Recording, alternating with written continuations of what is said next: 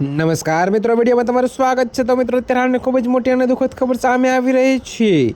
જી હા મિત્રો, તમને જણાવી દઈએ કે વડોદરા સુરતમાં રખડતા શ્વાનનો ત્રાસ। જી હા મિત્રો, તો અત્યારે હાલની ખૂબ જ મોટી અને દુઃખદ ખબર સામે આવી રહી છે। ત્યારે મિત્રો, તમને વધુમાં જણાવીએ કે વડોદરામાં રખડતા શ્વાનનો ત્રાસ દિવસે ને દિવસે વધી રહ્યો છે। જી હા મિત્રો, તો અત્યારે હાલની આ ખૂબ જ મોટી ખબર છે। ત્યારે મિત્રો, જ્યાં છેલ્લા 3 દિવસમાં શહેર અને જિલ્લામાં 55 જેટલા શ્વાન કરડવાના કેસ નોંધાયા છે।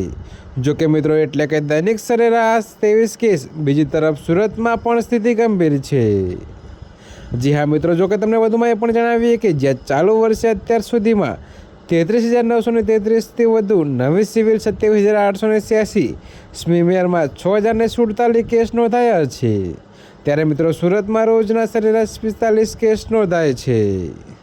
જોકે મિત્રો, અત્યારે હાલ માટે આટલું જ। મળીશું નવી અપડેટ સાથે। અને જો તમને અમારા વિડીયો પસંદ આવતા હોય તો વિડીયોને લાઇક, કોમેન્ટ, શેર અને અમારી ચેનલને સબસ્ક્રાઈબ કરવાનું ભૂલતા નહીં મિત્રો।